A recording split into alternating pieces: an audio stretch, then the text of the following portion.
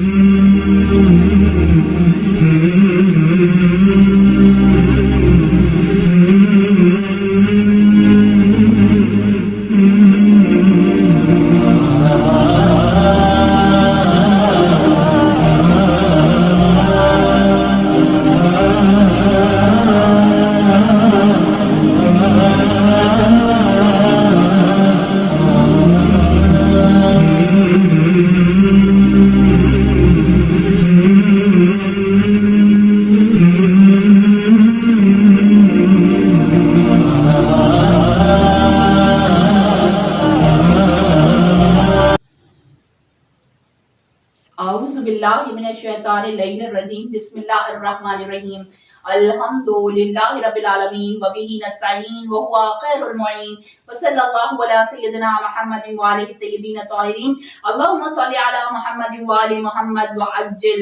फरजहुम अजमईन। मौज़े सामीन नाज़रीन अस्सलामु अलैकुम। मैं सैयदा सबूही अमीर एक मर्तबा फिर करबलाए मुअल्ला से आपके दरमियान एक और वीडियो लेकर हाजिर खिदमत हूँ। जैसा कि माह रमजान शुरू हो चुका है और माह रमजान के लिए बहुत सारी रहमतें बरकतें हमारे दरमियान आ चुकी हैं। ये वो महीना है कि जिसके लिए जनाब रसूल खुदा इरशाद फरमाते हैं कि ये मेरी उम्मत का महीना है।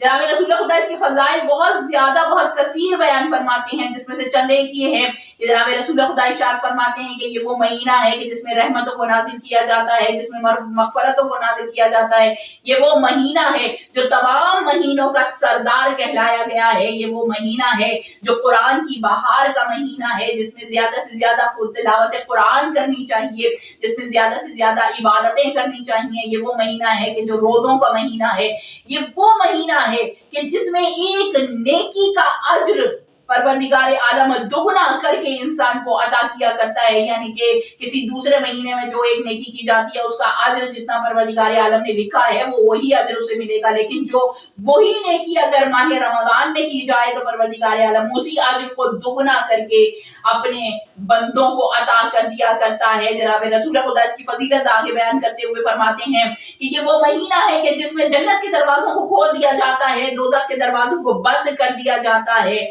ये वो महीना है कि जिसकी इब्तदा में जब इसका चांद नमूदार होता है तो जमीन और आसमान में शैतान की एक चीख बुलंद होती है और वो चीख कर कहता है कि अल्लाह के बंदो आज मैं कैद कर दिया गया। यानी इस पूरे महीने में शैतान को इंसानों से दूर कर दिया जाता है और उसके हर अमल को इबादत करार दे दिया जाता है। यहाँ तक फरमाया है कि अगर कुर्बे इलाही पाने के लिए और गुनाहों से बचने के लिए अगर इंसान रात को सो जाए, दिन भी सोकर गुजारे तो उसका वो सोना भी इबादत बन जाया करता है। अल्लाहु अकबर। इतना बाबरकत महीना हमारे दरमियान है। हम सबकी दुआ है, हमारी दुआ है सबके लिए कि परवरदिगार आलम इस माह में हम सबको ज्यादा से ज्यादा अमाले स्वाले और खुदा का कुर्ब हासिल करने की तौफीक अता फरमाए। एक सवाल जो इस माह रमजान और खास तौर पर जुमा और शबे जुमा के हवाले से मुझसे किया गया है और मुझसे पूछा गया है, वो सवाल ये है कि ये महीना जिसे हमारे बुजुर्ग कहते हैं कि ये अल्लाह का महीना है, ये बंदे का महीना है, इस माह में जो भी अमल किया जाए अपने लिए किया जाए, अपने खुदा से कुर्ब हासिल करने के लिए किया जाए, क्योंकि ये वो महीना है कि जिसमें परवरदिगार आलम मुश्किलों को दूर करता है, दुआओं को कबूल करता है, उम्र को बढ़ा देता है, पूरे साल का रिस्क लिख दिया जाता है। तो इसमें जो भी दुआ की जाए वो अपने लिए की जाए, बल्कि इसमें जो भी पढ़ा जाए वो खुदा का कुर्ब हासिल करने के लिए पढ़ा जाए और अपने मरहूमीन के लिए फातिहा या इसाले सवाब को ना किया जाए। ये एक सवाल मुझसे किया गया है। इसका जवाब ये है कि परवरदिगार आलम उस दुआ से बहुत खुश होता है,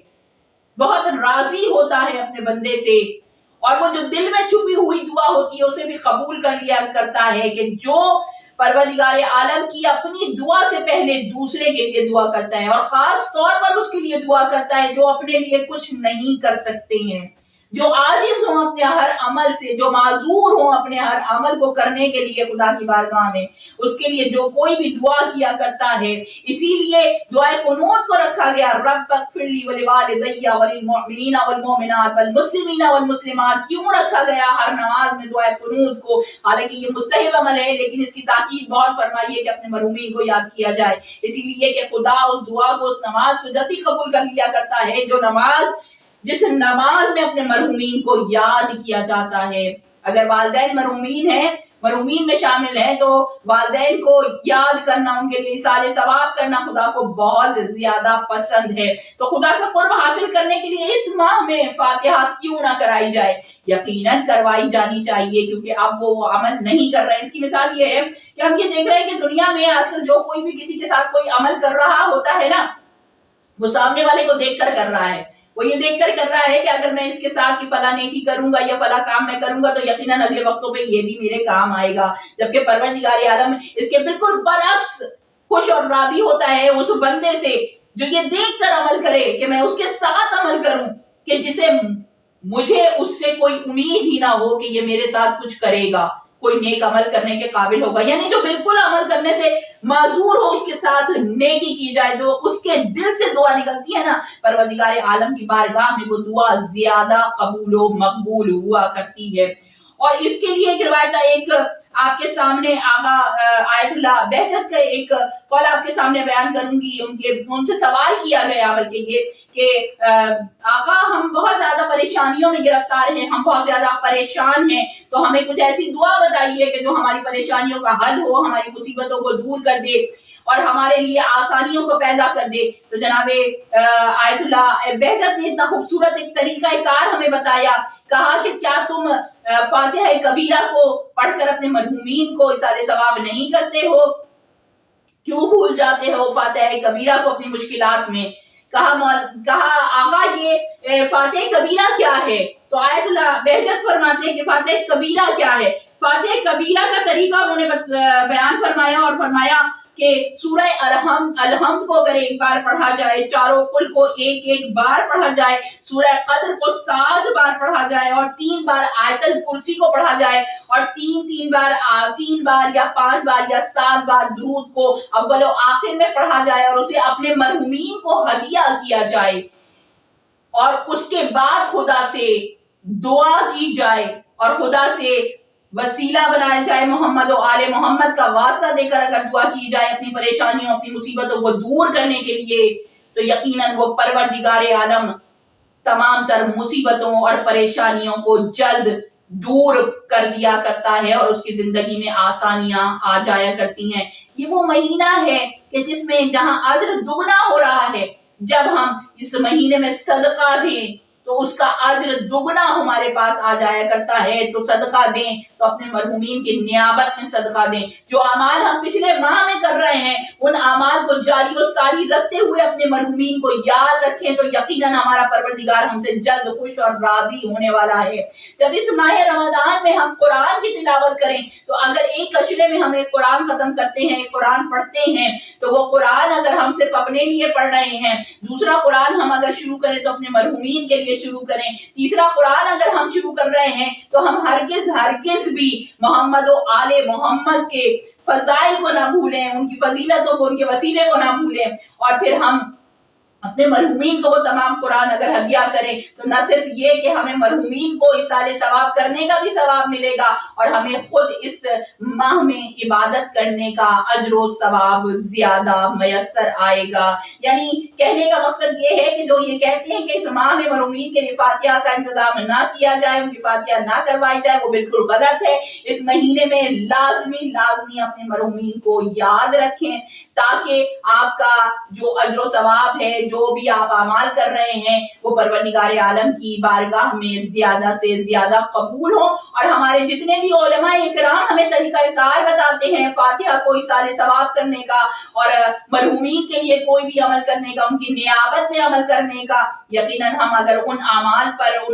پر اپنے ان علماء کے بتائے ہوئے ان اعمال پر، اپنے ائمہ علیہ السلام کے بتائے ہوئے ان اعمال پر عمل کریں تو یقیناً ہم پروردگار عالم کا قرب پانے میں کامیاب و کامران ہو جائیں گے۔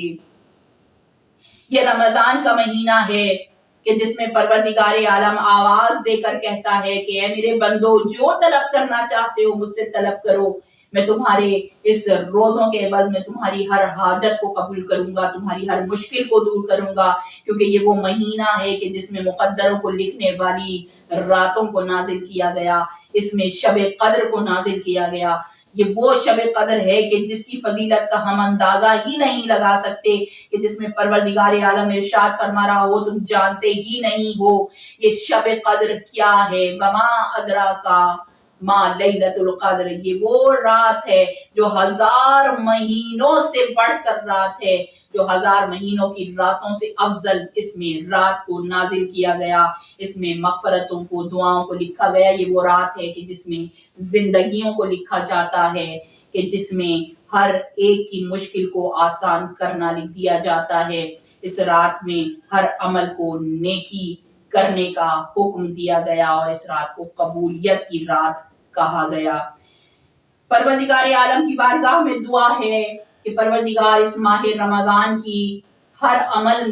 کو کرنے کی توفیق عطا فرمائے، ہم سب کے تمام اعمال کو محمد و آل محمد کے صدقے سے اپنی بارگاہ میں قبول و مقبول فرمائے، اور ہم سب کو زیادہ سے زیادہ قرب الہی حاصل کرنے کے لیے زیادہ سے زیادہ نیکیاں کرنے کی توفیق عطا فرمائے، اور ہم سب کو اپنے تمام مومنین اور تمام مرحومین کو اپنی دعاؤں میں اور اپنے ہر عمل میں اور اپنی ہر عبادت میں یاد رکھنے کی توفیق عطا فرمائے۔ بس آج کے لیے